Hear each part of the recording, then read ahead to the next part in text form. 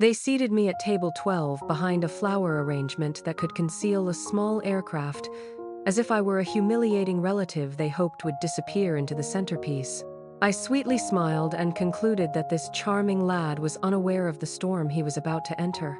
3 days later, he would arrive at my doorstep with papers that would provide me with hours of amusement. If you are currently reading this, please leave a comment indicating the location from which you are viewing. Marcus Thornfield was unaware that this vulnerable widow had been concealing some extremely costly secrets. The morning had commenced with such a sense of optimism. I had selected my attire with the precision of a chess master. A modest gray dress that exuded the air of an innocuous widow, complemented by my grandmother's pearls to provide a subtle sense of dignity and prevent me from appearing pitiful. My hair was styled at Martha's salon. It was not overly elaborate, but it was suitable for my daughter's nuptials. Emma greeted me upon my arrival, already preoccupied with the wedding coordinator's dilemma. "Mom, you look all right," she said. "Acceptable. Similar to a human-shaped participation trophy." I observed my daughter gracefully move in the lace of her great-grandmother, the sole instance of beauty that our family had preserved over the years. She exuded a radiant vitality that temporarily distracted everyone from their own issues, as if she were a new bride. However, the social hierarchy became evident as the visitors arrived. Marcus's parents arrived with the grace of visiting nobility, with his mother Patricia adorned with an abundance of diamonds that could have blinded passing aircraft. She worked the room with surgical precision, air-kissing the important people while somehow managing to look right through me as if I were furniture. I apologize for informing the frantic usher of my table assignment. I am of the opinion that a delightful error has occurred in this instance. Table 12, madam, is situated directly behind the decorative element. How diplomatically they described it as a decorative feature. I was concealed by an abundance of flowers that could have supplied a funeral home. I successfully navigated to my allocated exile, which provided a breathtaking view of nothing but hibiscus and baby's breath. I could observe the festivities unfold in the large mirror across the room from my horticultural confinement.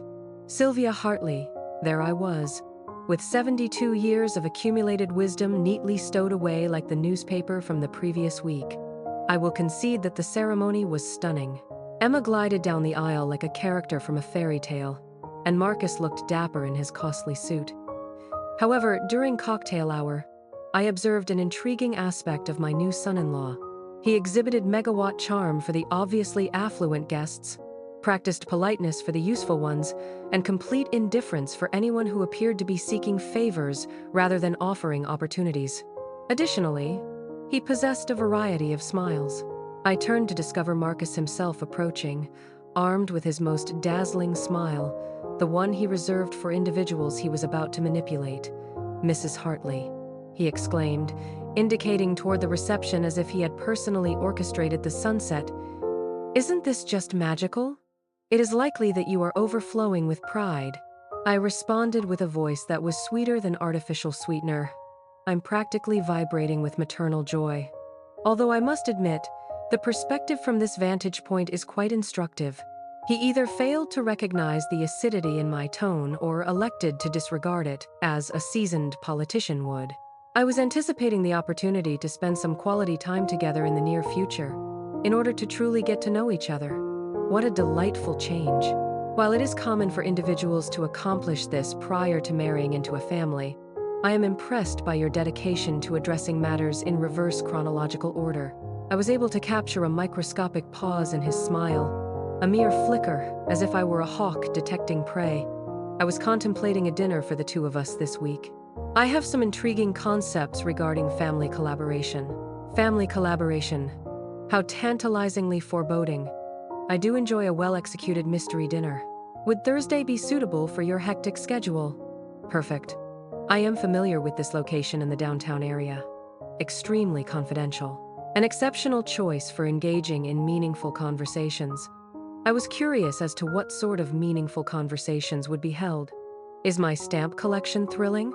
My weekly bridge club scandals? I exclaimed, fanning myself with my napkin like a southern belle experiencing the vapors, unable to contain my enthusiasm. I once again observed my reflection in the mirror as he smoothly departed to captivate more promising prospects. A silver-haired woman in understated clothing is seated alone behind an abundance of flowers that could supply a botanical garden. A person who appeared to be a coupon-using individual and was concerned about their heating expenses. It was precisely the image that I had been cultivating for 2 years. I concealed myself in the marble lady's room to powder my nose during the father-daughter dance. I practiced my innocent elderly widow expression in the mirror and fixed up my lipstick in that luxurious sanctuary. Marcus was charming the elderly couple from Robert's former firm, the Hendersons, who were seated next to me when I returned to my floral sanctuary. They were consuming his attention like it was a wedding cake. He looked at me as I sat down and said, "Mrs. Hartley, I am eagerly anticipating Thursday." "I am the same, my darling." "Likewise, I am." I observed my new son-in-law maneuver the room with the expertise of an experienced con artist as Emma flung her bouquet and the evening drew to a close. In that attractive mind, he evidently had intricate plans in the works. Marcus is unfortunate.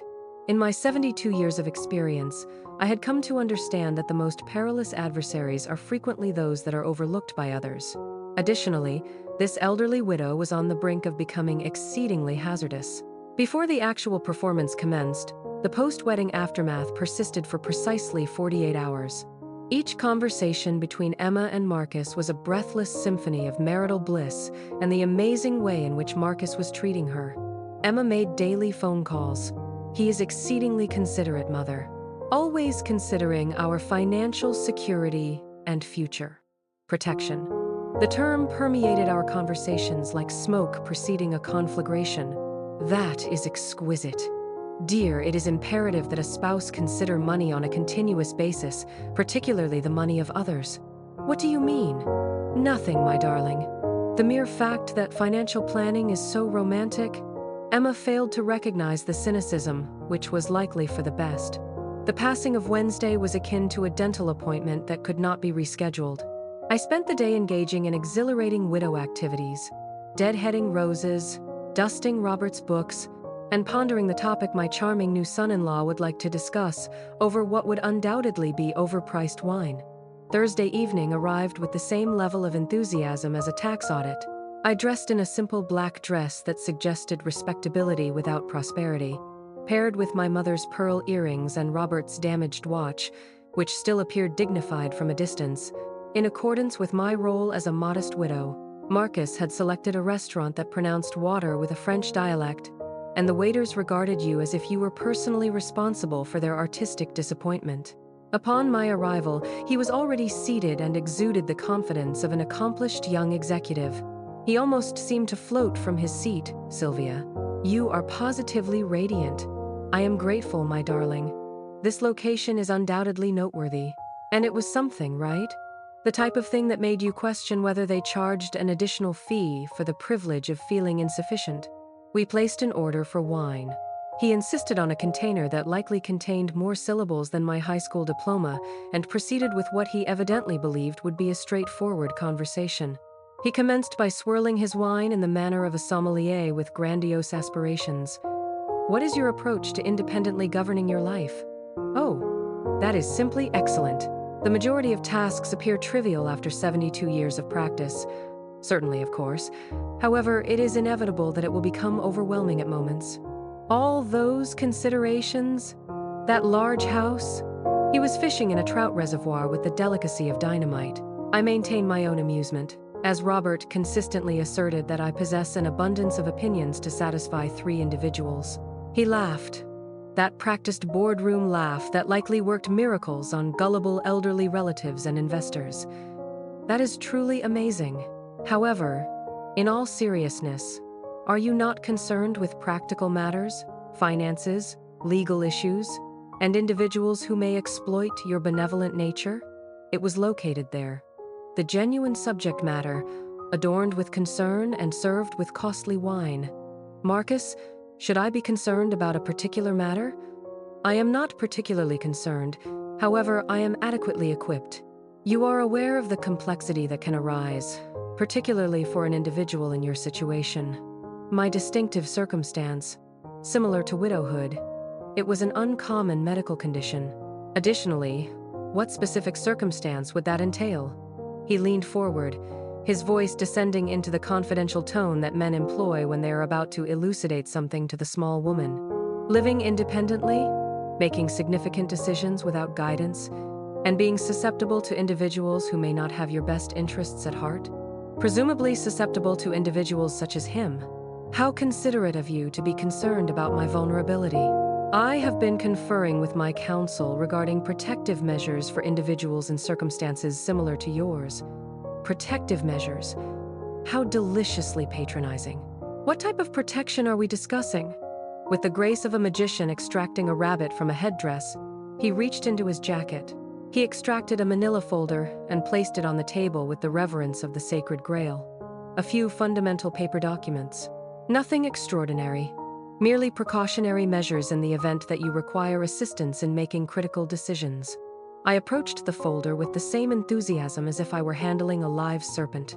Durable power of attorney, financial oversight, medical decision-making authority, and complete control, all disguised as compassionate concern. This is quite exhaustive. My attorney is an expert in the field of geriatric care. He has successfully managed numerous cases similar to yours. Cases similar to my own. It appears that I was currently being used as a case study. How captivating. And Emma is cognizant of this thoughtful endeavor? She considers it to be genius. Sylvia, we genuinely wish to safeguard you from individuals who may exploit your trusting demeanor. My inclination to trust. The boy had indeed completed his assignments. From whom, precisely, is one safeguarded? Oh, you are aware of dishonest contractors, questionable investment advisors, and relatives who may abruptly become very interested in your well-being. Family members who may abruptly develop an interest. The irony was so dense that it could be served as dessert. Your foresight in predicting such issues is commendable. It is simply a matter of common logic. It is significantly simpler to arrange these items prior to the emergence of any complications. Complications, such as my ability to maintain control over my own existence. I understand. Finally, it is imperative that this matter be resolved expeditiously, as these arrangements are contingent upon timing.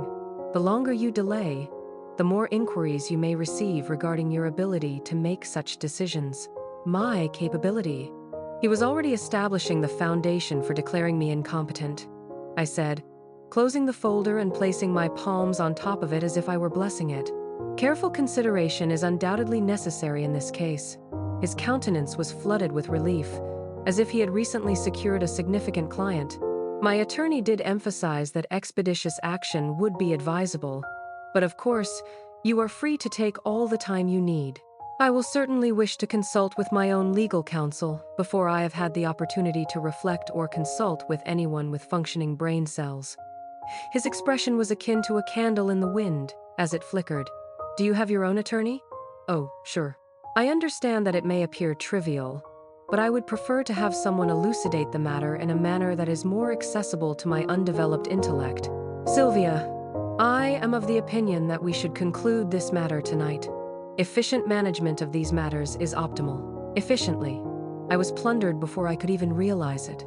No doubt, your notary will comprehend that critical decisions should not be hastily made. What is the matter? Your notary. You did bring one, didn't you? You appear to be exceedingly well prepared for all other circumstances. The disguise dislodged entirely. How did you become aware of the notary? It was a fortunate prediction. I perceive you as an individual who anticipates future events. Marcus gazed at me for an extended period, likely in an effort to ascertain whether I was sincerely naive or actively resisting his deception. Naturally, he declared. Finally, take as much time as you require. However, his irises conveyed an entirely different message. His eyes conveyed that he had exhausted himself from engaging in games with the innocent elderly widow. Unfortunately for Marcus, the innocent elderly widow was only beginning to engage in diversions with him. The weekend transpired with an apparent tranquility. However, Marcus's frustration was palpable in the telephone lines, resembling static electricity. Emma contacted you on 2 separate occasions, each time with a casual inquiry regarding the beneficial documentation Marcus had presented to you. I am still contemplating the matter, my dear. He is merely attempting to provide assistance. Mom, he is extremely knowledgeable about legal matters. Matters of law, like larceny, was merely another item on a professional development checklist. My suspicions regarding my charming son-in-law's true nature were validated by a phone call that arrived on Monday morning. Sylvia, this is Marcus. I trust that you have had the opportunity to reflect on our conversation. I have been contemplating very little else. Wonderful. I had hoped that we could reconvene this week. I possess some supplementary information that may assist in elucidating the situation. Added details, presumably more sophisticated deceptions. How considerate. Is it the same restaurant? In reality, I was contemplating a location that was more seclusion. Perhaps your residence. I could bring documents that would be more convenient to examine in a relaxed environment. My residence, where he could exert pressure on me without the presence of witnesses. What types of documents are these? Here are a few examples of how these arrangements have benefited other families. You may refer to them as success stories. Success stories involving elderly individuals who relinquished their autonomy to enticing predators. That is quite intriguing. Is it Wednesday evening? Perfect. Approximately 7? The upcoming Wednesday was urgently anticipated. On the intervening days, I engaged in my most effective activities, planning and observation.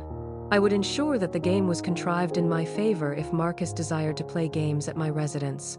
I readied myself for combat on Wednesday evening. The ideal costume for a woman who is about to launch a very expensive trap is a simple gray dress with minimal jewelry. Marcus arrived at precisely 7 o'clock, carrying his briefcase and his most reliable smile. Sylvia, I am extremely grateful for your willingness to convene here. I am aware that the entirety of this situation can be overwhelming. I am not at all intimidated. I am genuinely finding it to be quite educational. He acclimatized to my living room as if it were his natural habitat, scattering documents across my coffee table with a lack of discipline. I brought case studies of families that have benefited from these arrangements. I believe you will find them to be comforting. How considerate. However, before we delve into the narratives of others, I have a few inquiries regarding your own. What is my narrative? Indeed. I am interested in learning about your background and the qualifications you possess to oversee the lives of others. There was a faint flutter in his expression of assurance. I possess a wealth of business experience. In which field? Investment administration. Initially. Which company is this? Presently. I operate independently. Prior to that, I held a variety of positions in the financial services industry. Numerous roles. How deliciously ambiguous. Regarding the financial decisions of elderly individuals, how long have you been providing guidance? I would not necessarily refer to it as advising. It is more akin to protective planning. And how many senior individuals have you safeguarded? A small number. Families that required assistance. Guidance that they requested, or guidance that you recommended they require. The room was devoid of sound, with the exception of the ticking of my grandmother's clock. Sylvia, I believe there may be a misunderstanding regarding my intentions. I am fully aware of your intentions. Additionally, your methodologies are the subject of my curiosity. What are my methodologies? For the purpose of identifying vulnerable targets, in order to establish their confidence, in order to persuade them to relinquish their privileges, I would never. Marcus, you have never? Do not pursue elderly widows. Do not manipulate them with false concern. Avoid stealing their independence under the pretense of protection. His disguise was becoming brittle, resembling aged paint. You are leveling accusations of a severe nature. I have made some significant observations. A severe predator who committed a serious error. What is the error? I beamed, eliciting every ounce of steel that Robert had ever observed in me, assuming that I was merely another widow who was unable to assist themselves. I suspect that you are perplexed, Sylvia. I am not at all perplexed. I am fully aware of your objective. The question is whether you are aware of the action I am about to take. What is the subject of your conversation? I am discussing the fact that I have been documenting this conversation. I am referring to the private investigator who has been recording your activities. I am discussing the counsel who is in the process of preparing criminal charges. His visage was devoid of color, as if someone had severed a vein. You are unable to provide any evidence. I am capable of providing evidence for all claims. Your pattern of targeting elderly women, your financial difficulties, and your obligations, the entirety of it. That is not feasible. Is it? Marcus, please inform me. What is the total amount of wagering debt you are currently responsible for? He maintained an extremely still demeanor. What is your source of information regarding that? Everything about you is known to me. This includes the fact that you are not my initial admirer. What do you mean? I mean, you are not the first appealing young man to attempt to sever me from my assets. However, this time, I was adequately equipped. How was it prepared? I rose from my seat, my voice ebbing to a murmur that could shatter glass. I am prepared to annihilate any individual who attempts to steal the property that my spouse has dedicated the past 4 decades to constructing. You lack comprehension. I am in dire straits. You are required to depart, right now, prior to contacting the authorities. Sylvia, please. Together, we can devise a solution. The sole issue we are currently addressing is whether you will be departing voluntarily or in custody. Marcus collected his documents with trembling hands. His meticulously crafted strategy is collapsing around him, akin to a hurricane-damaged house of cards. This is not the conclusion. Yes, I replied, contemplating the secrets that Robert holds in the basement. It is. Following his departure, I sat in my tranquil kitchen and sipped on Robert's finest wine. I would descend to the basement tomorrow and retrieve the antiquated safe. Tomorrow, I would discover precisely which weapons my spouse had bequeathed to me. I would relish the expression of panic that Marcus Thornfield wore as he came to the realization that he had selected the incorrect widow to manipulate tonight. Certain predators discover it too late that the prey may possess canines that are larger than those of the hunter. On Thursday morning, I stood at the summit of my basement stairs, clutching Robert's key, my pulse racing with a mixture of excitement and apprehension. I had refrained from confronting the secrets my spouse had concealed for 2 years, as I was too bereaved to confront them. Marcus Thornfield had recently provided me with an exceptional rationale for overcoming my hesitation. The basement was reeking of Robert's cologne and old paper, with the aroma still lingering on his clothes that were hung in the corner. Crossword puzzles, coffee-stained coasters, and the reading spectacles he had worn for 40 years were all present on his desk, exactly as he had left it. The safe was concealed behind a panel that I had never observed, and it was designed to resemble a component of the concrete wall. Robert had always been more intelligent than he publicly acknowledged. I discovered documents that caused my hands to tremble, including bank statements that displayed accounts I had never heard of, investment records that spanned decades, legal papers that established trusts and protections that I was unaware existed, and a letter in Robert's familiar handwriting that altered everything at the very bottom. Sylvia, I am absent, and it appears that someone is attempting to exploit your benevolent nature.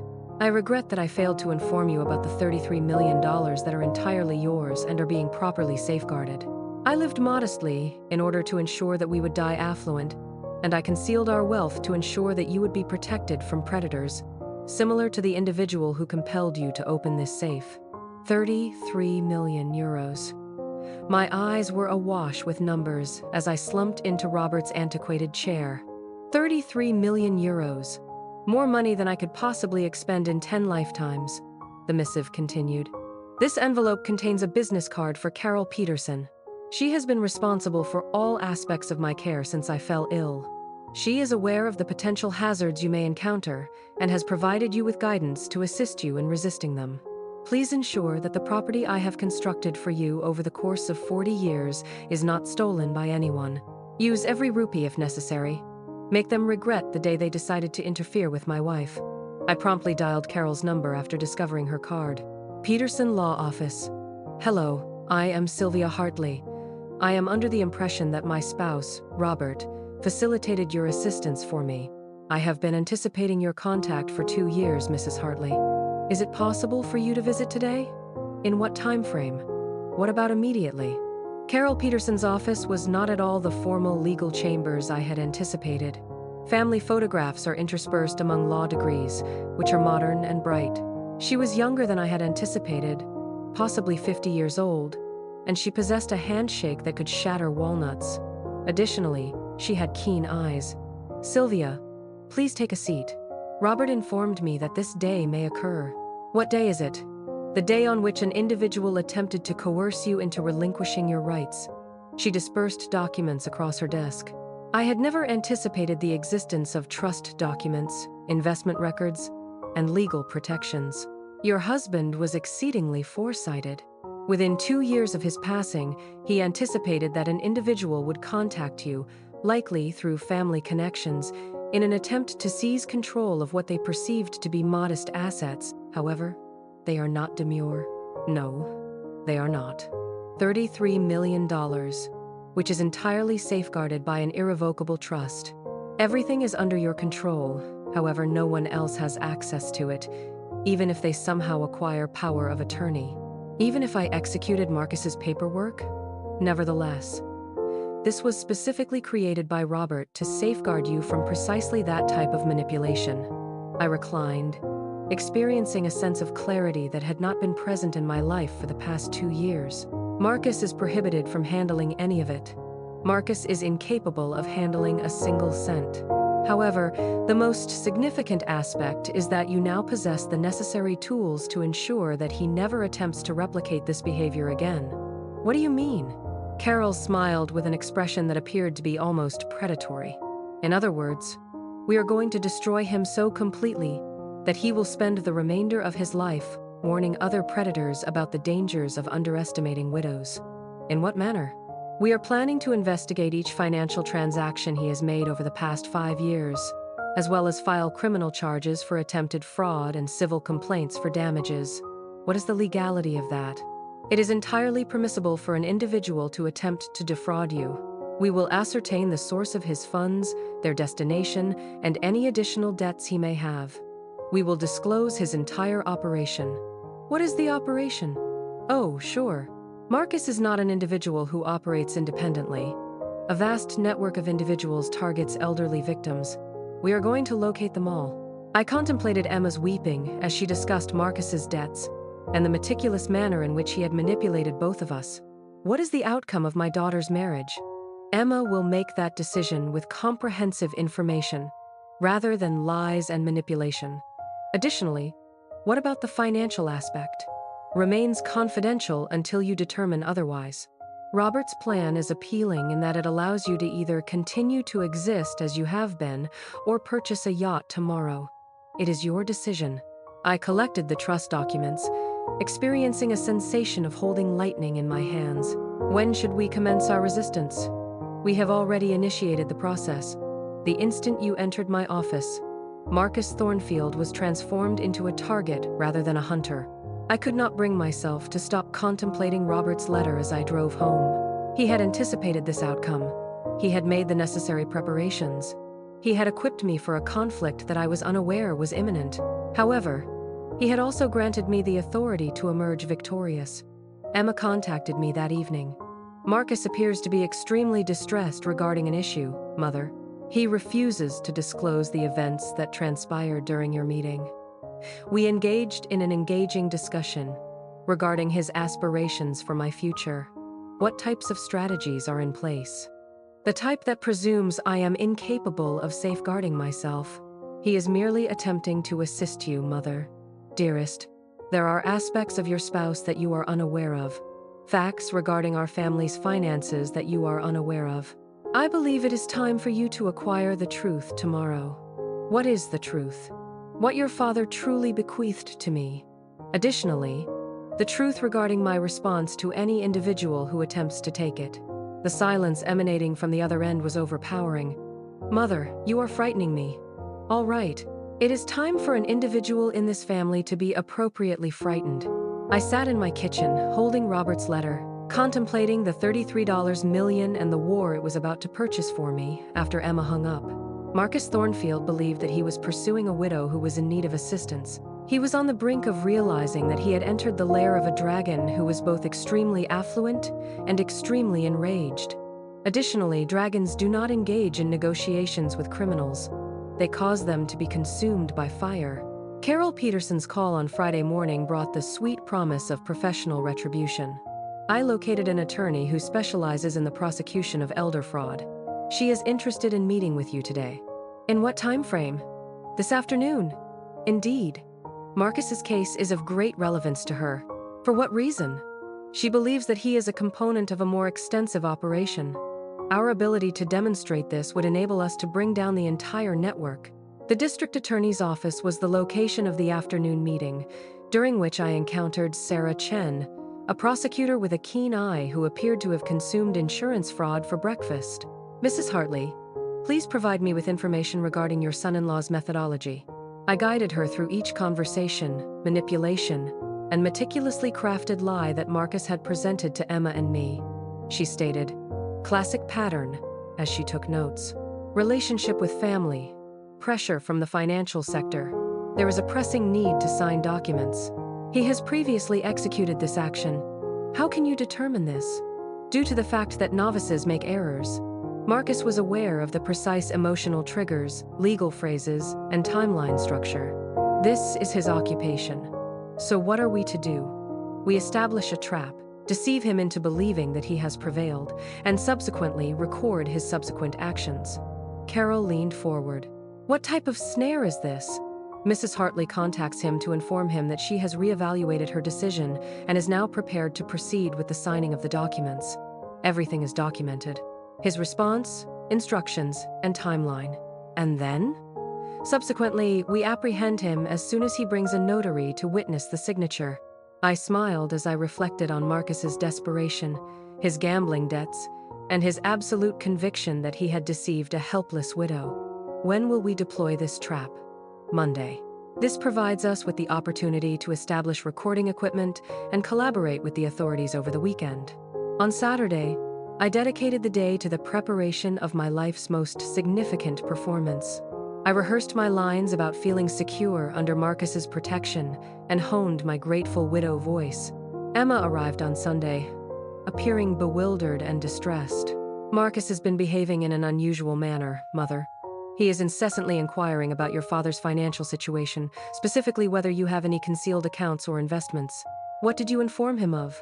That I am unaware of your financial situation. However, Mother, what is the reason for his keen interest? I gazed at my daughter. Stunning, confident. She was entirely unaware that her spouse was a predator who was pursuing her mother. Because he requires money more urgently than you may realize. How urgently? He was so desperate that he stole it from his wife's mother. Emma fixed her gaze on me.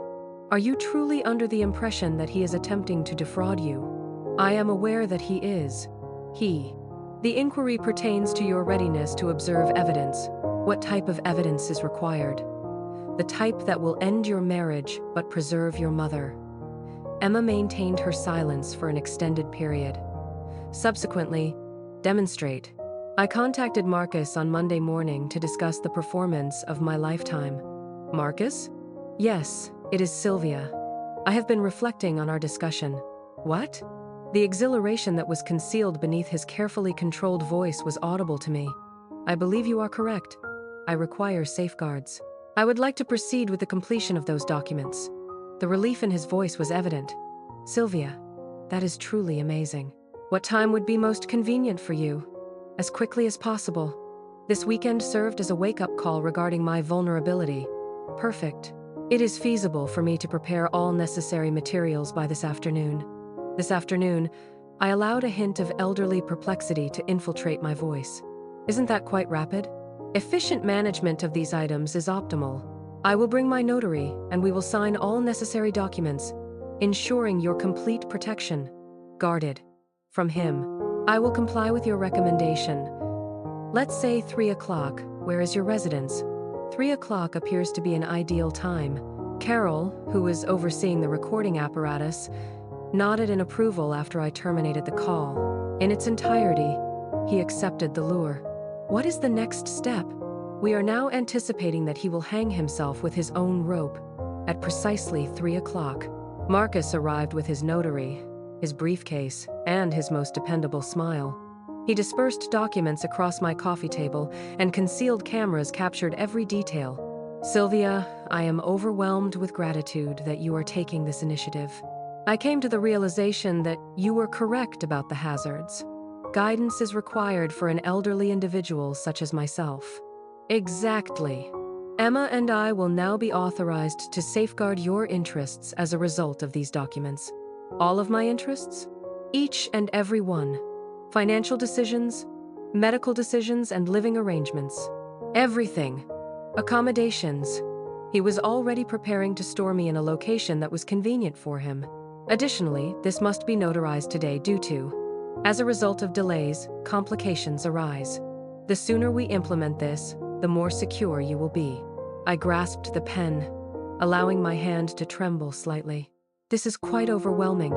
I understand that it may appear to be a complex matter, but I assure you that this is the most advantageous course of action for all parties. Have faith in him, the individual who was snatching my life while simultaneously promising to safeguard it. I signed the initial page and then took a break. Marcus, may I inquire about something? Certainly. What happens to my funds after I sign this document? Your funds will be professionally managed.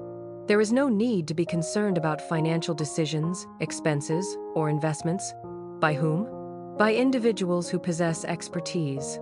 Individuals who comprehend these concepts. Individuals admire you. Individuals such as Emma and myself. Indeed. The second page was signed by me.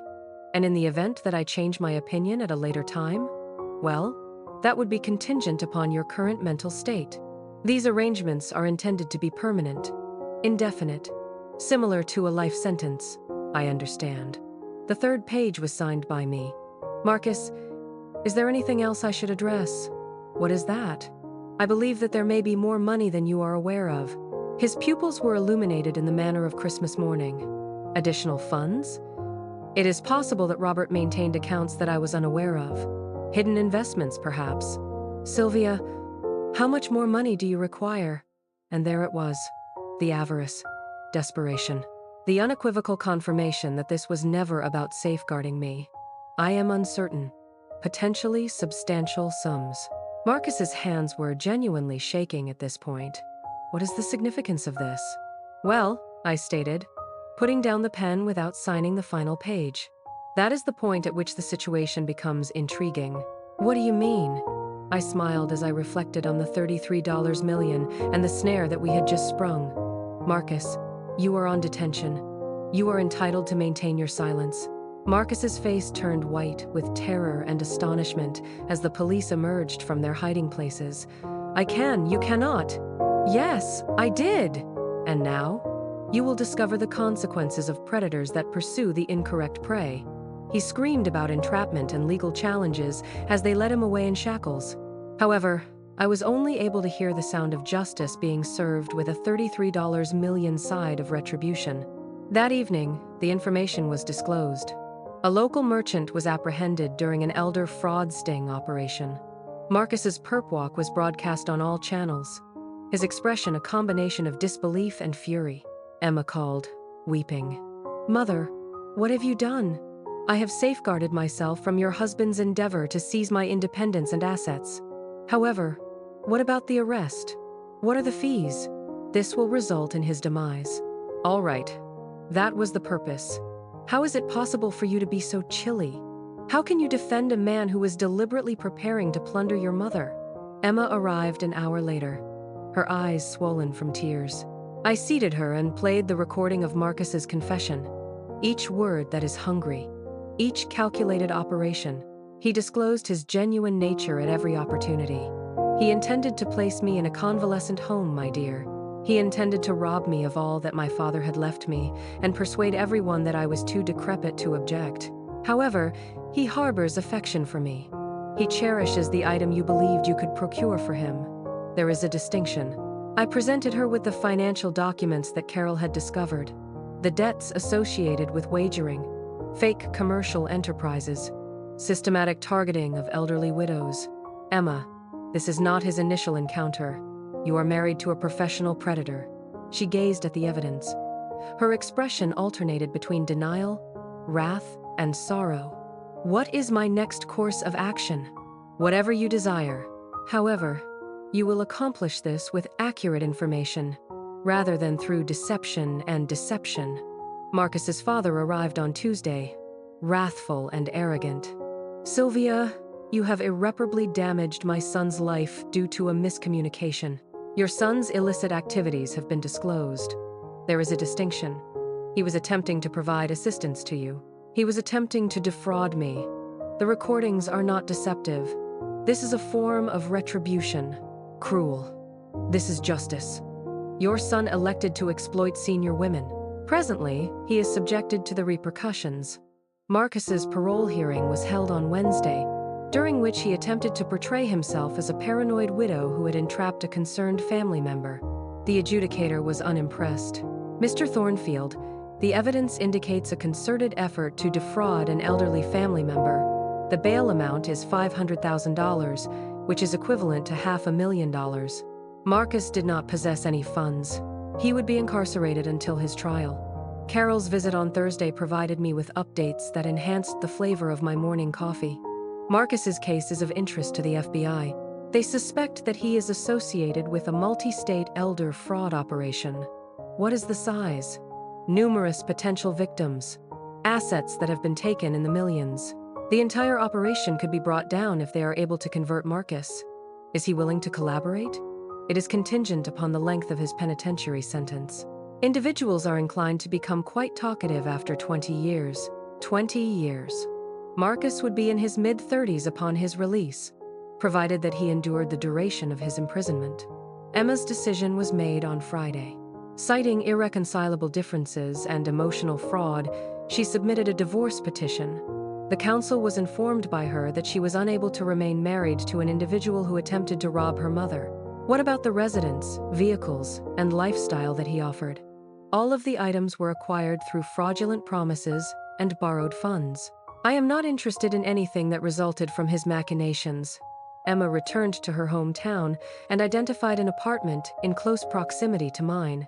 The experience had transformed her, making her more vigilant, resilient, and cognizant of the potential for manipulation. One evening, as we sat on my veranda, she said, "I feel so stupid. You had confidence in an individual whom you adored. That is not a foolish move. It is human. However, all of the indicators were present. The abrupt interest in you after we became engaged, the vague responses about money, and the expensive lifestyle. He was exceptionally proficient in his field. Professional manipulators are instructed to exploit trust. How did you acquire this information?" "At first I did not, but your father abandoned me. Resources. Instruments to resist attempts to take what he had constructed. What types of resources are required?" I gazed at my daughter, uncertain as to whether she was prepared to confront the reality of Robert's legacy. The type that transformed helpless widows into extremely hazardous adversaries. "Dear mother, what was the precise amount of money that your father left you?" "A sufficient quantity to neutralize any individual who attempts to take it." September marked the commencement of the trial. Marcus's attorney pursued each possible defense. Family misunderstanding, entrapment, and diminished capacity. There was no solution. Overwhelming evidence was presented. The recordings were incriminating. The pattern of targeting elderly victims was undeniable. Marcus's attorney appeared appalled when the audio of him discussing my mental state and his intentions to permanently control my assets was played. After a 47-minute deliberation, the jury found the defendants guilty of all charges. Marcus was treated with contempt by the judge during the sentencing process. "Mr. Thornfield, you consistently preyed upon elderly individuals who were vulnerable, thereby sabotaging their autonomy and appropriating their life assets. You exploited family relationships, preyed on trust, and exhibited no contrition for the lives you destroyed. You are sentenced to 18 years in federal incarceration by the court." 18 years. Marcus would be 55 years old when he was released, presuming that an employer would hire an ex-convict with an elder fraud conviction. He gazed at me with unadulterated venom as they escorted him away. "This is not the conclusion, elderly dame." I exuded a delightful smile. "Indeed, it is." Carol and I celebrated at the same restaurant where Marcus had initially attempted to manipulate me after the trial. She lifted her wine glass, acknowledging that you have become somewhat of a legend in the elder law community. "On what basis is this true? You are the widow who resisted and emerged victorious. Other families have been motivated to inquire about suspicious relatives.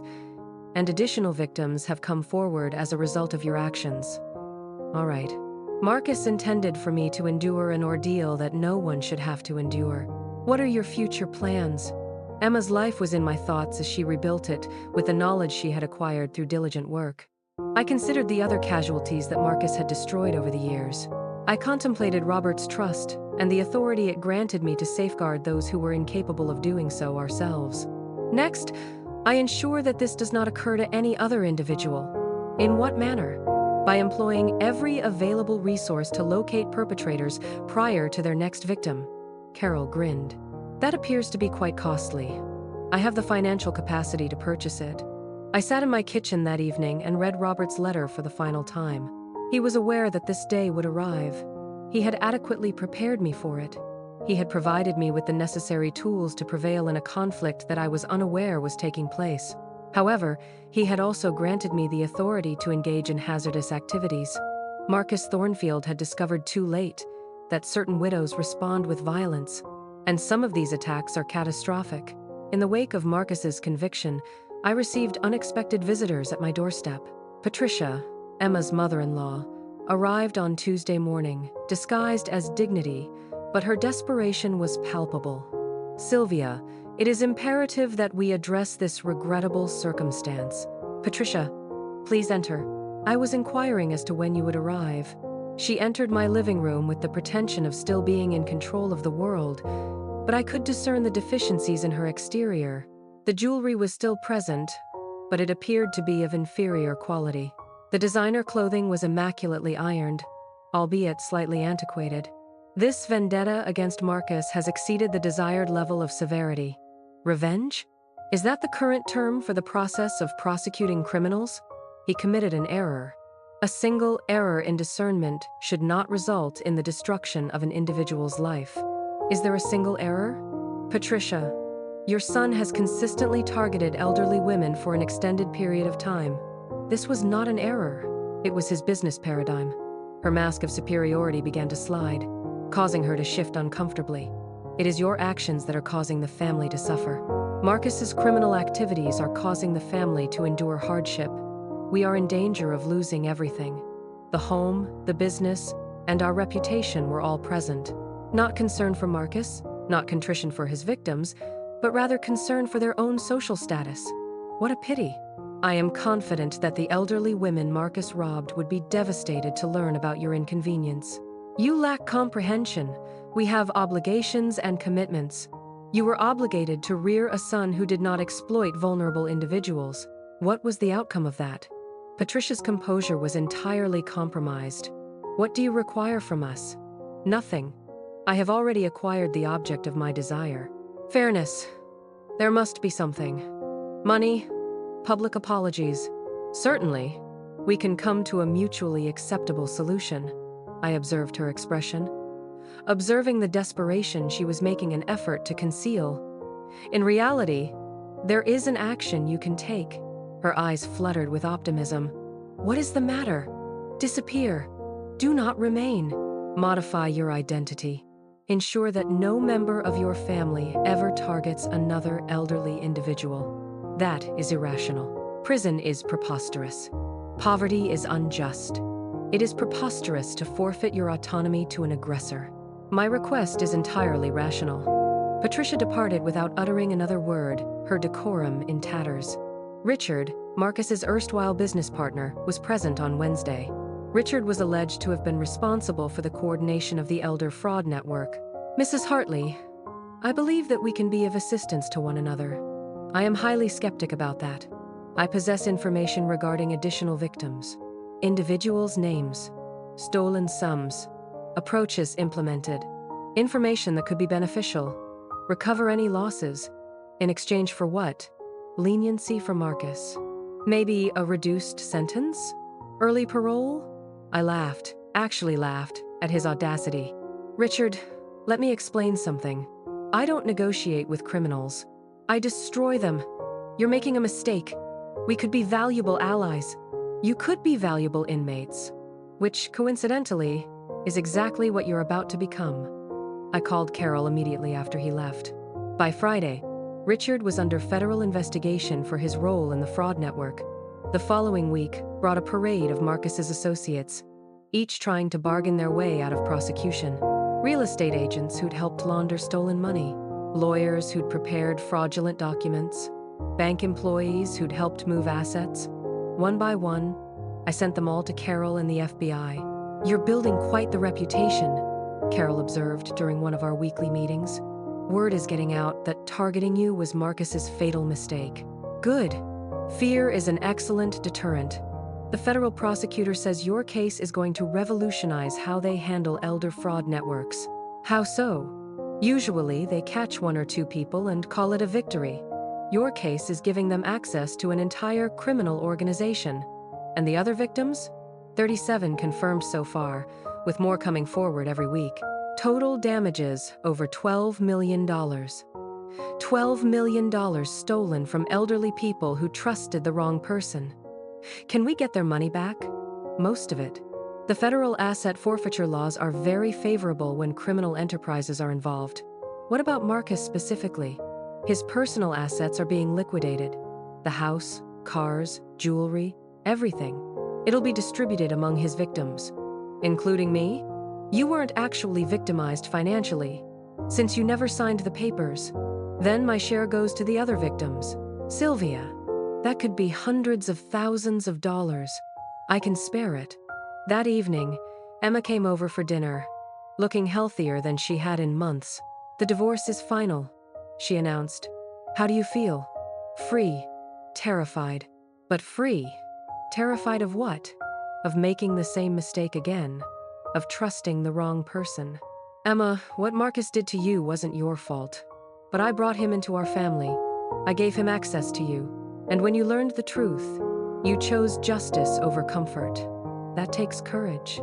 Did it ever occur to you that you might be in danger? That Marcus's associates might try to retaliate?" I smiled, thinking of the security measures Carol had helped me implement, the connections with law enforcement, the very public nature of my victory. Let them try. I'm not the helpless widow they think I am. No, you're definitely not that.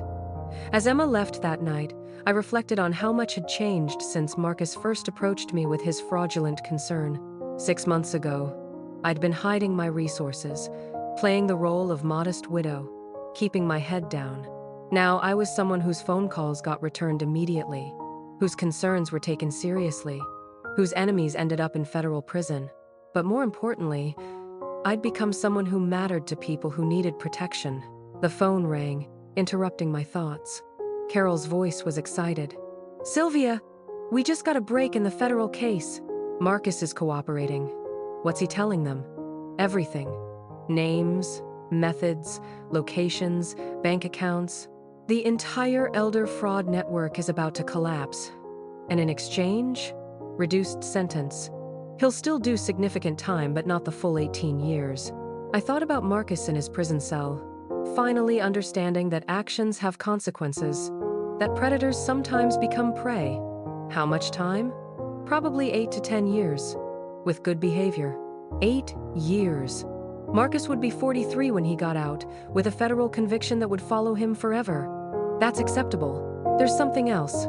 The federal prosecutor wants to interview you about creating a victim advocacy program. What kind of program? Training for law enforcement, resources for victims, legal support for prosecutions. They want to use your case as a model. I smiled, thinking of Robert's legacy and how he'd equipped me not just to protect myself, but to protect others. Set up the meeting. As I hung up, I realized that Marcus Thornfield had inadvertently given me the greatest gift possible, a purpose that matched my resources. He'd tried to steal my independence and ended up giving me a mission. Some mistakes are more expensive than others. His had cost him everything and given me exactly what I needed to become dangerous to people like him. Justice, I decided, had an excellent sense of irony. The federal prosecutor's office felt different from local law enforcement. More serious, more professional, more expensive. Agent Sarah Torres greeted me with the kind of respect usually reserved for major political donors. "Mrs. Hartley, your case has become our gold standard for elder fraud prosecution." "How so?" Most victims are too embarrassed or confused to fight back effectively.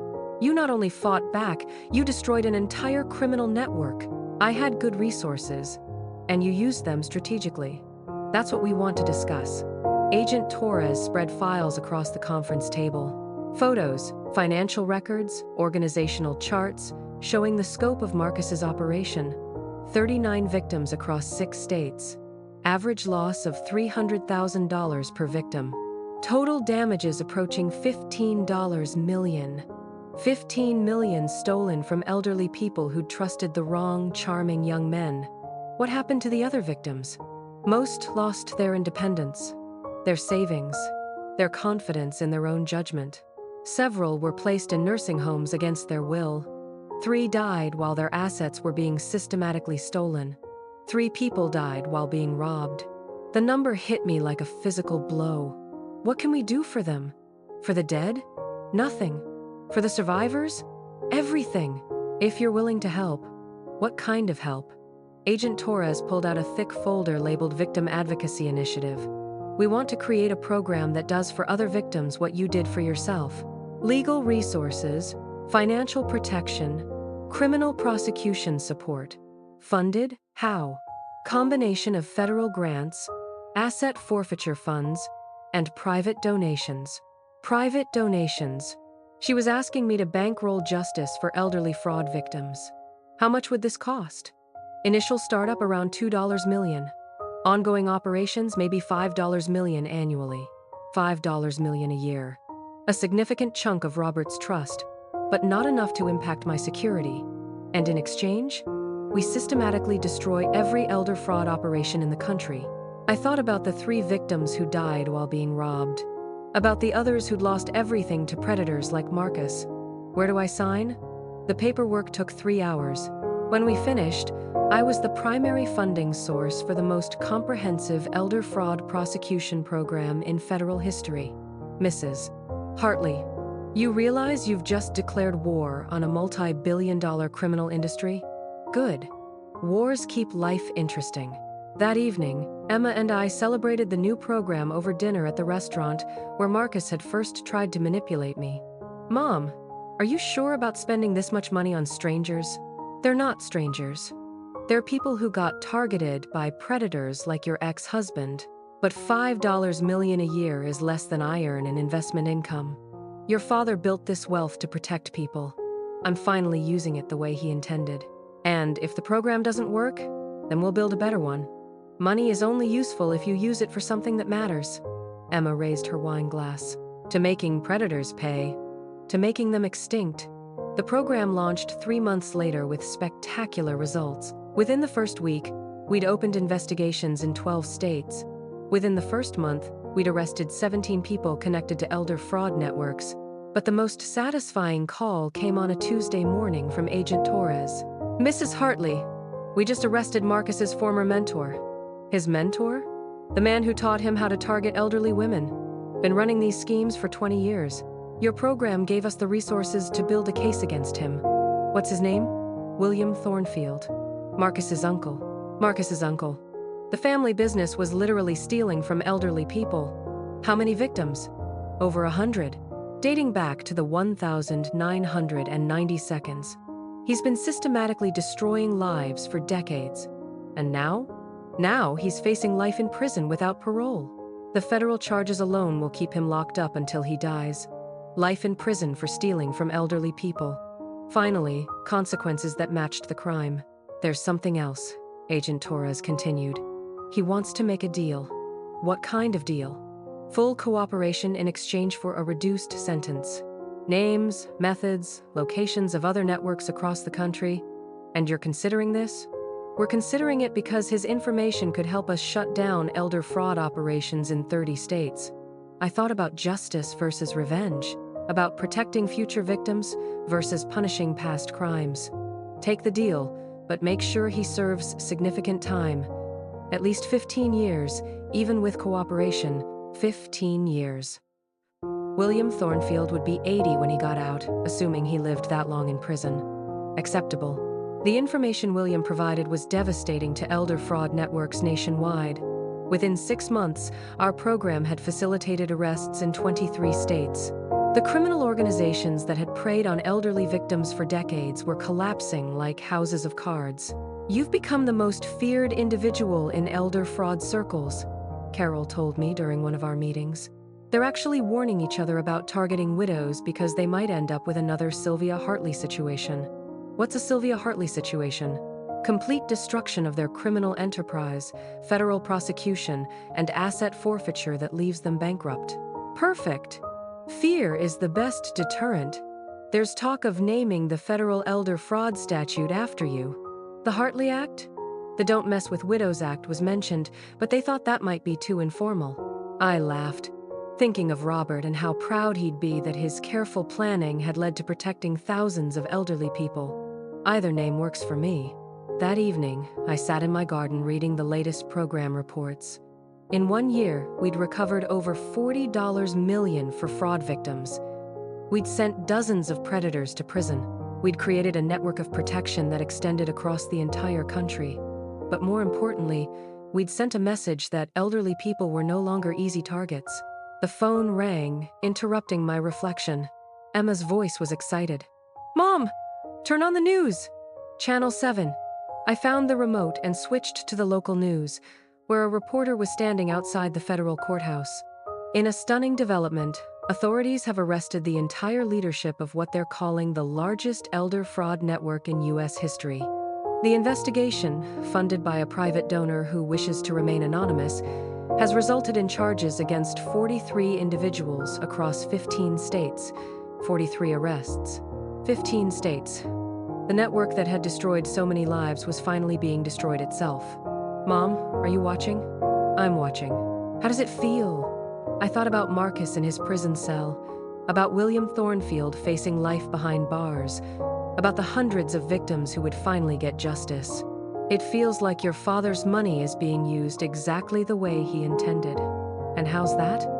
To turn helpless widows into very dangerous enemies of people who prey on the vulnerable.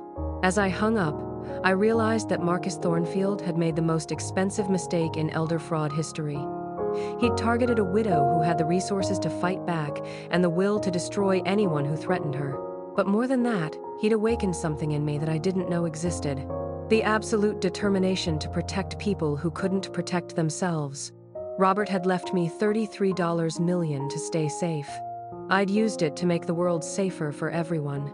Some legacies are worth more than money. This one was worth everything. 2 years after Marcus's conviction, I sat in my kitchen reading a letter that made my morning coffee taste like victory. It was from Patricia Hoffman, the elderly teacher who'd been Marcus's first victim. "Dear Sylvia, I wanted you to know that I got my house back. The Federal Asset Recovery Program returned everything Marcus stole from me, plus damages. But more than that, I got my confidence back. I'm no longer afraid to make my own decisions or trust my own judgment. Thank you for showing me that we don't have to be victims." Patricia's letter was one of dozens I'd received from fraud victims whose lives had been restored by our program. Each one reminded me why Robert's trust had been used correctly, not for luxury or comfort, but for justice and protection.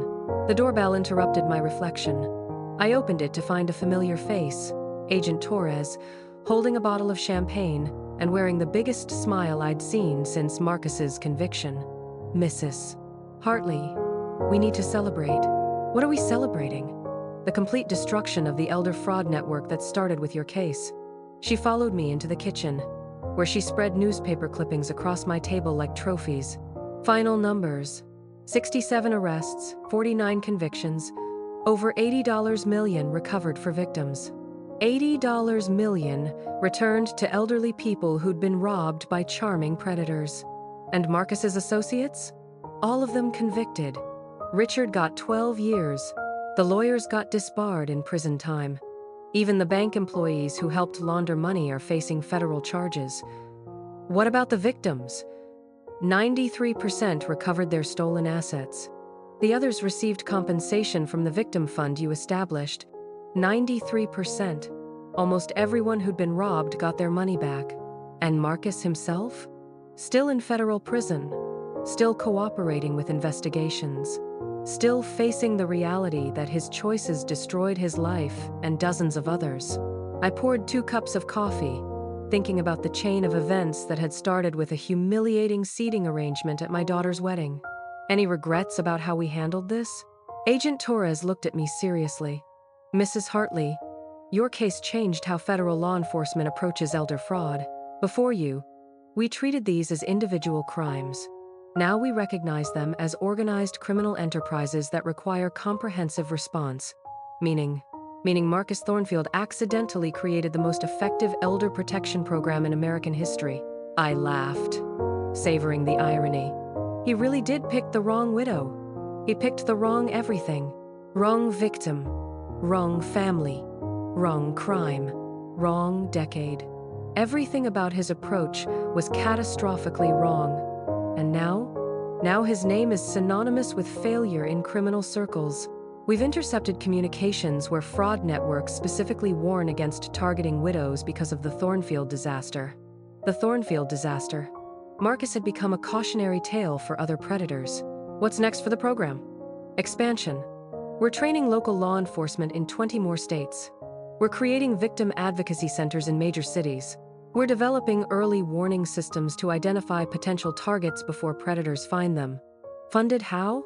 The program is now self-sustaining through asset forfeiture from convicted criminals. Your initial investment has created a permanent protection system. Self-sustaining.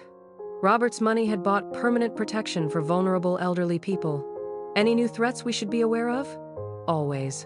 But now we're hunting them instead of waiting for victims to report crimes. After Agent Torres left, I called Emma to share the good news. Mom, you realize you've become legendary, right? How so? I was at the grocery store yesterday, and I overheard 2 elderly women talking about the widow who fought back. They were discussing your case like it was a superhero movie. I'm hardly a superhero. You are to people who were being targeted by predators. You proved that elderly people don't have to be victims. I had advantages most people don't have. You had Robert's money? Yes, but you also had something money can't buy. What's that? The courage to fight back when everyone expected you to surrender.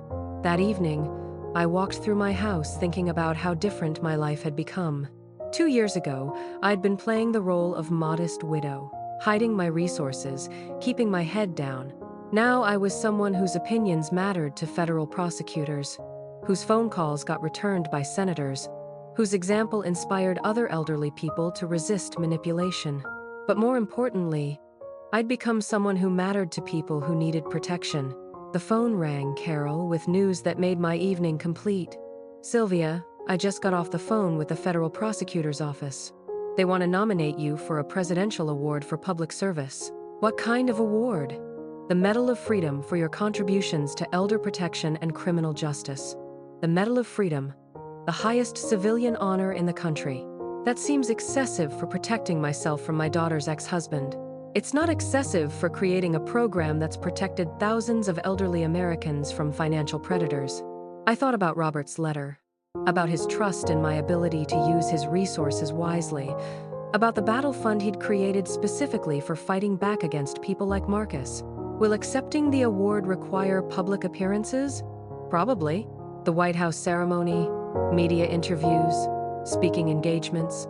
Then I'll do it. If my visibility helps other victims find courage to fight back, it's worth the exposure. There's one more thing.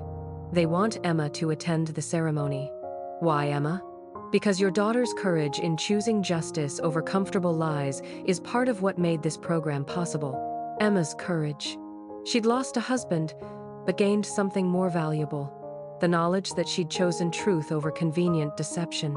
I'll ask her. Sylvia, can I tell you something personal? Of course. When I started practicing elder law 20 years ago, I never thought I'd see the day when predators were afraid of their potential victims. You've changed the entire dynamic. Robert's money changed the dynamic. I just used it correctly. Money is just a tool.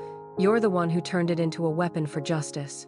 As I hung up, I realized that Marcus Thornfield had given me the greatest gift imaginable, a purpose that matched my resources, and a mission that honored Robert's memory.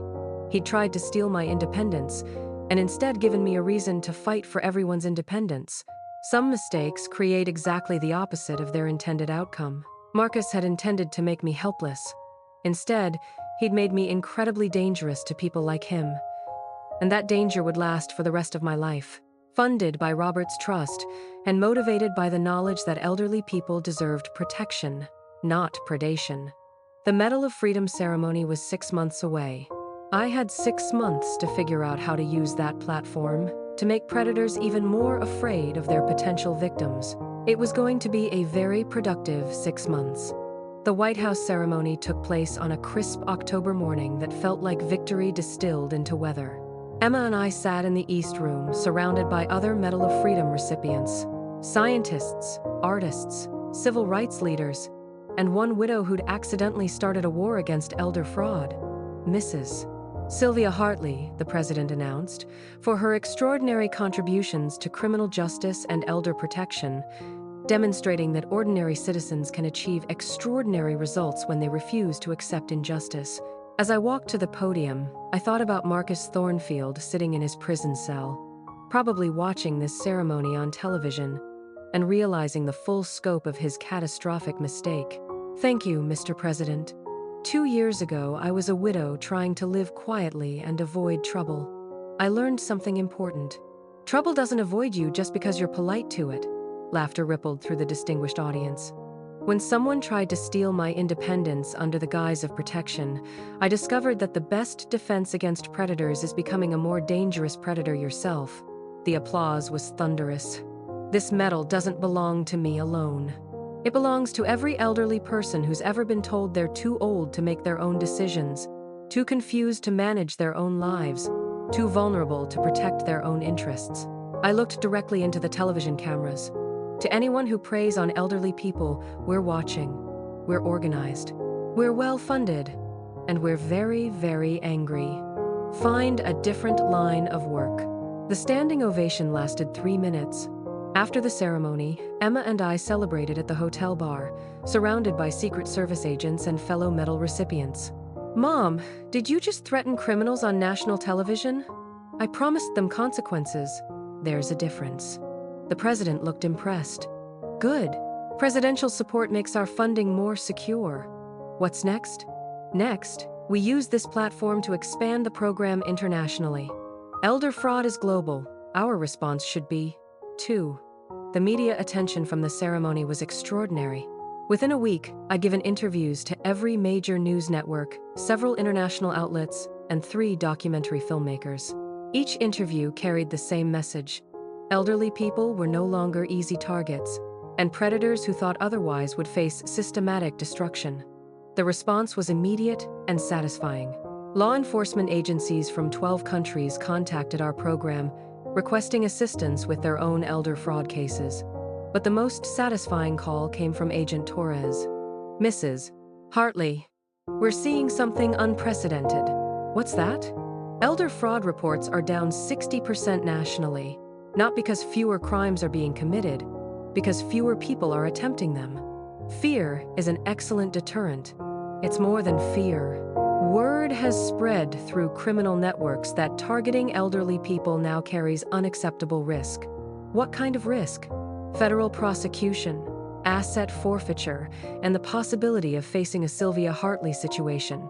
I'd become a threat that criminals warned each other about.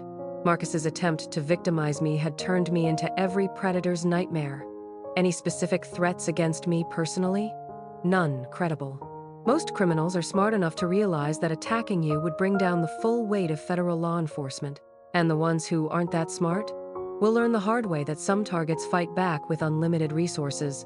That evening, I sat in my garden reading letters from fraud victims whose lives had been restored by our program, teachers who'd gotten their pensions back, veterans who'd recovered their disability payments, widows who'd regained their independence.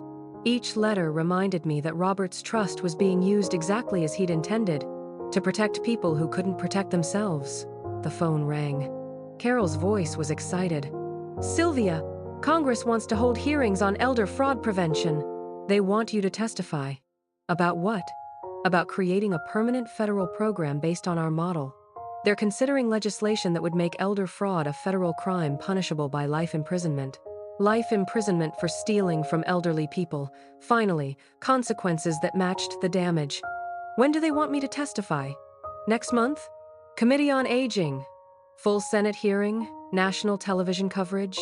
Perfect. It's time to make this program permanent. There's something else. Marcus's parole hearing is scheduled for the same week. His parole hearing?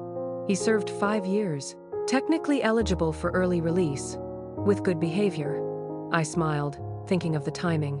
While I was testifying about protecting elderly people, Marcus would be begging for freedom he didn't deserve. Will I have the opportunity to speak at his hearing? Victim impact statement, yes. You could argue against his release. Good. I have a few things to say about Marcus Thornfield's rehabilitation. The Senate hearing was scheduled for a Tuesday. Marcus's parole hearing was Thursday. I had 1 week to prepare testimony that would cement the federal program and ensure Marcus stayed exactly where he belonged. It was going to be a very busy week. But as I looked around my garden, thinking about Robert's legacy and the war it had funded, I realized I'd never been more prepared for battle. Marcus Thornfield had spent 5 years in prison, learning that actions have consequences. He was about to learn that some consequences last forever. The parole board was about to meet a widow who'd spent 5 years building a criminal justice program specifically designed to destroy people like Marcus. This was going to be educational for everyone involved, especially for Marcus. The Senate hearing room felt like a cathedral of justice, with marble columns and enough television cameras to broadcast my testimony to every potential predator in America. I sat at the witness table wearing my best armor, a navy suit that whispered authority, and the diamond earrings Robert had given me for our 40th anniversary. When someone tried to steal my independence, I decided to make sure it never happened to anyone else. Tell us about your son-in-law's approach. I walked them through Marcus's systematic manipulation, the family connection, the false concern, the urgent timeline, the documents designed to steal control of my life. He targeted me because he thought I was helpless, isolated, and trusting. He was wrong on all counts. What made you fight back when most victims don't? My husband left me resources to protect myself, but more importantly, he left me permission to be dangerous to people who prey on the vulnerable. The hearing room was silent except for the clicking of cameras.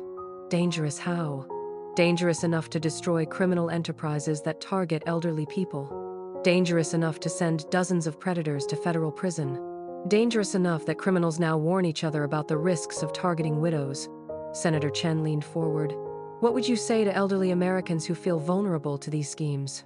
I looked directly into the television cameras, knowing that somewhere, Marcus was watching from his prison cell. I'd say that vulnerability is a choice. You can choose to be helpless, or you can choose to be terrifying to people who want to hurt you. I recommend terrifying. The applause was deafening. What legislative changes would you recommend? Make elder fraud a federal crime punishable by life imprisonment. Make it so expensive and dangerous that no rational criminal would attempt it. Life imprisonment seems severe. Senator, stealing an elderly person's independence is a life sentence for the victim. The punishment should match the crime. The hearing lasted 4 hours. When it ended, I'd effectively written the blueprint for permanent federal legislation that would protect elderly Americans for generations. 2 days later, I sat in a different kind of room. Smaller, grimmer, where Marcus Thornfield would face a parole board that would determine whether he spent the next decade in prison or walking free. Marcus entered in prison clothes, looking older, thinner, diminished. 5 years of federal prison had stripped away his polished veneer, revealing the desperate predator underneath. His lawyer presented the standard arguments: model prisoner, rehabilitation programs, remorse for his actions. Then it was my turn. Members of the board, 5 years ago, Marcus Thornfield targeted me because he thought I was a helpless widow with modest assets he could steal. He was catastrophically wrong on both counts. I opened my folder and spread financial documents across the table. Mr. Thornfield wasn't targeting modest assets. He was attempting to steal $33 million from a widow who had the resources to destroy him. The parole board member's eyes widened. And destroy him I did. His criminal operation was dismantled. His associates were prosecuted. His victims recovered their stolen assets. His name became synonymous with failure in criminal circles. Marcus's face had gone white. But the real question isn't what I did to Mr. Thornfield. The question is whether he's learned anything from the experience. I looked directly at Marcus, who was staring at me with the same hatred I'd seen at his sentencing. Mr. Thornfield, have you learned that elderly people can fight back? His lawyer whispered urgently in his ear, but Marcus couldn't resist responding. I learned that some people have more money than they deserve. The room fell silent. After 5 years in prison, Marcus was still bitter about failing to steal my inheritance. And that, members of the board, is why Mr. Thornfield should serve his full sentence. He's not rehabilitated. He's just angry that his victim had bigger teeth than he expected. The parole board deliberated for 27 minutes. Mr. Thornfield, your parole is denied. You will serve your full sentence. Your next parole hearing will be in 3 years. 3 more years. Marcus would be 46 when he got out, with a federal conviction that would follow him forever. As they led him away, he looked at me one final time. This isn't over. I smiled sweetly. Yes, it is. Outside the hearing room, Emma was waiting with champagne and the biggest smile I'd seen since Marcus's original conviction. How does it feel, Mom? Complete.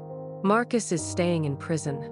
The federal program is becoming permanent, and elderly people across the country are safer because one predator made the mistake of targeting the wrong widow. And the program will outlive both of us. Robert's trust has created a permanent protection system that will hunt predators long after I'm gone. We drove home through the city where this war had begun, past the restaurant where Marcus had first tried to manipulate me, past the courthouse where he'd been convicted, past the hotel where Emma had decided to choose truth over comfortable lies. Mom, can I ask you something? Anything. Are you happy with how this turned out? I thought about Robert's letter, about his trust in my ability to protect myself and others, about the $33 million that had become a weapon for justice. I'm proud. I'm satisfied. I'm grateful that your father gave me the tools to fight back. And Marcus? Marcus gave me the greatest gift possible. A purpose that matched my resources. How so? He tried to steal my independence and accidentally gave me a mission to protect everyone's independence. As we pulled into my driveway, I realized the circle was complete. 2 years ago, I'd been a modest widow hiding behind flower arrangements. Tonight, I was a Medal of Freedom recipient who declared war on an entire category of criminal and won. Marcus Thornfield had learned too late that some widows don't just bite back. They bite with federal funding, unlimited resources, and the absolute determination to protect people who can't protect themselves. The war was over. Justice had won. And somewhere in a federal prison, Marcus Thornfield was learning that some mistakes last forever. Robert's $33 million had bought the most expensive lesson in American criminal history. Never underestimate a widow with unlimited resources and a very good lawyer. Some lessons are worth every penny.